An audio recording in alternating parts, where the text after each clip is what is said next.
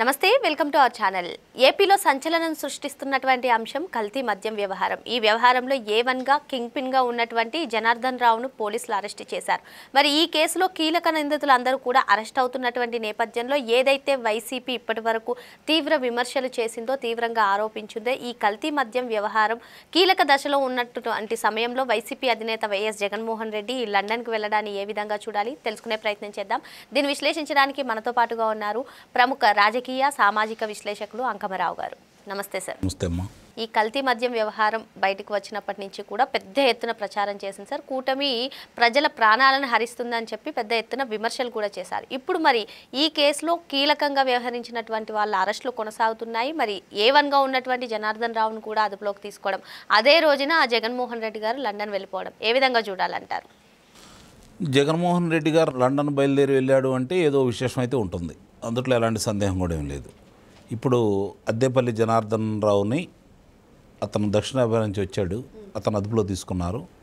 ఆ తర్వాత YS Anil Reddy, YS Sunil Reddy, అట్లాగే ఎవరైతే జయచంద్రారెడ్డి ఉన్నాడో వాళ్ళకు సంబంధించిన వివరాలు, జయచంద్రారెడ్డికి 4 ప్రాంతాల్లో ఆయనకి ఈ మద్యానికి సంబంధించినటువంటి బ్రాంచెస్ ఉండటం, అలాగే వాళ్ళ తమ్ముడికి సంబంధించినటువంటి వైఎస్ అనిల్ రెడ్డి, సునీల్ రెడ్డికి సంబంధించినటువంటి వాటిని సీజ్ చేయటం, అక్కడ మంత్రి, ఈ వ్యవహారాలని ఒక్కోటి వెలుగు చూపుతూ ఉన్నాయి. దాంతో వీళ్ళకి సంబంధాలు ఎవరు, ఈ జనార్దన్ రావు గారు కావచ్చు, లేదంటే అతను జయచంద్రారెడ్డి కావచ్చు, లేదంటే శ్రీనివాసరావు కావచ్చు, వీళ్ళు ముగ్గురు కూడా నెల్లూరులో కలిసి చదువుకున్నారు ఇంజనీరింగ్. చాలామందికి తెలియదేమో ఆ విషయం. వీళ్ళు ముగ్గురు నెల్లూరులో కలిసి చదువుకున్నారు కాబట్టి ఆ స్నేహం కొనసాగుతూ ఉంది. అంతకుముందు నుంచి కూడా దీంట్లో వాళ్ళు కలిసి పనిచేస్తూ ఉన్నారు, ఆ ప్రయాణం చేస్తూ ఉన్నారు.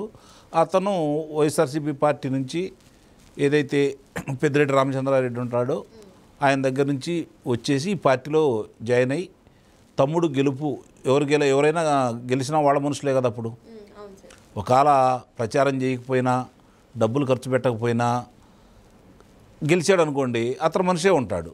లేదు ఈ రెండు చేయకపోతే జయచంద్రారెడ్డి ఓడిపోయాడు అనుకోండి, తమ్ముడే గెలుస్తాడు కదా.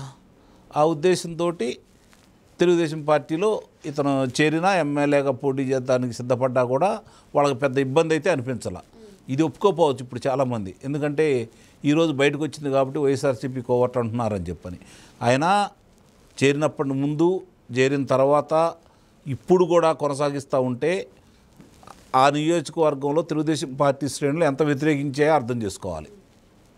మొన్న ఎవరు ఊరు పేరు తెలియని వాళ్ళకి పార్టీ టికెట్ ఇచ్చినా కూడా వాళ్ళు గెలిచి ఉండేవాళ్ళు ఆడ. ఇతని మీద వ్యతిరేకతతోటి శ్రేణులు ఇతనికి అనుకూలంగా చేయలేదనేది వాస్తవం. మరి అలాంటి వ్యక్తి ఈరోజు పార్టీలో ఉన్నందువల్ల పార్టీకి చెడ్డపేరు వస్తుందని ఆలోచన కూడా రాకుండా అతను ముందుగా అతని మీద కేసు నమోదు చేయడం కూడా జరిగింది. అతను విదేశాల్లో ఉన్నాడు. మరి అతను వస్తే ఇప్పుడు జనార్దన్ రావు లాగా అతను కూడా అదుపులో తీసుకోవచ్చు. ఈలోపు ఇంకొంచెం ఎన్ని విషయాలు బయటకు వస్తాయో గమనించుకోవాలి.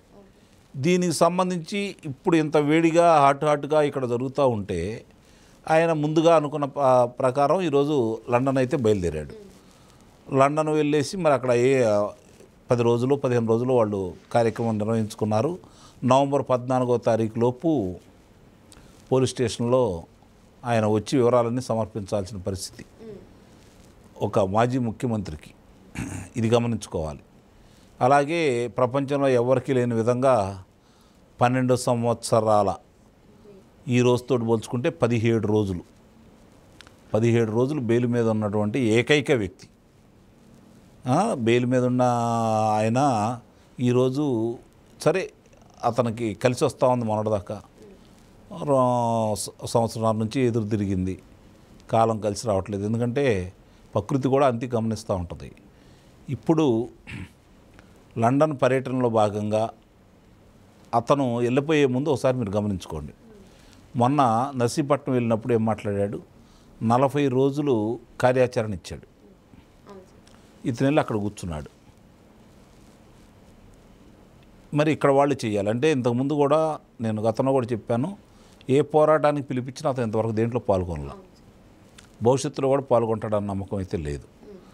ఇప్పుడు చాలామందికి ఒక అనుమానం అయితే ఉంది, ఏంటంటే ఈ మద్యానికి సంబంధించి ఇంతకుముందు జరిగిన మద్యం కుంభకోణానికి సంబంధించి జగన్మోహన్ రెడ్డిని అరెస్ట్ చేస్తారా లేదా, అతని దాకా వెళ్తుందా లేదా అనే అనుమానం చాలామందికి ఈ మధ్య కలుగుతూ ఉంది. సిట్టు వాళ్ళైతే సంపూర్ణంగా దాని మీద విచారణ చేశారు. జగన్మోహన్ రెడ్డికి లబ్ధి చేకూరిందని తేల్చారు. దాంట్లో ప్రధాన పాత్రదారులు ఎవరైతే ఉన్నారో చెవిరెడ్డి భాస్కర్ రెడ్డి కావచ్చు, అలాగే చెవిరెడ్డి మోతిరెడ్డి కావచ్చు, మిథున్ రెడ్డి కావచ్చు, కృష్ణమోహన్ రెడ్డి కావచ్చు, బాలాజీ గోవిందప్ప కావచ్చు, ధనుంజయ రెడ్డి కావచ్చు, కేసిరెడ్డి రాజశేఖర రెడ్డి కావచ్చు, లేకపోతే వెంకటేష్ నాయుడు కావచ్చు, సజ్జల శ్రీధర్ రెడ్డి కావచ్చు, వీళ్ళందరి ప్రమేయం స్పష్టంగా ఉన్నట్టు వాళ్ళు ఆధారాలతో సహా సిట్టు వాళ్ళైతే చేశారు. సరే, న్యాయస్థానాల్లో వీళ్ళు వాదించటంలో విఫలమయ్యి అతనికి బెయిల్ వచ్చినాయా వాళ్ళిద్దరికీ, లేకపోతే ఆ ముగ్గురికి అనేది త్వరలోనే బయటకు వస్తుంది. సిట్టు వాళ్ళైతే మాత్రం నిస్సందేహంగా సరైన ఆధారాలతోటి సాక్ష్యాలతోటి వాళ్ళు విచారణలో తేల్చారు. కాబట్టి అన్ని రోజులు 71 రోజు మిథున్ రెడ్డి లోన్ ఉన్నాడు, మిగిలిన వాళ్ళు లోన్ ఉన్నారు. ఇప్పటికీ కేసిరెడ్డి రాజశేఖర రెడ్డి లోనే ఉన్నాడు. ఇది గమనించుకోవాలి. చెవిరెడ్డి భాస్కర్ రెడ్డి లోనే ఉన్నాడు, వెంకటేష్ నాయుడు లోనే ఉన్నాడు. అంటే సిట్టు వాళ్ళు ఆధారాలు అయితే సంపూర్ణంగా సేకరించారు. ఇక వీళ్ళకి బెయిల్ వచ్చిన విషయాలు ఏంటనేది తర్వాత తేలుతుంది. తేలకపోతే అది వాళ్ళకి కనుక బెయిల్ రద్దు కాకుండా కనుకుంటే జగన్మోహన్ రెడ్డిని కూడా అదుపులో తీసుకున్నట్టే అనే ఆలోచన ఈరోజు ప్రజలందరి దృష్టిలో మాత్రం నిస్సందేహంగా ఉంది.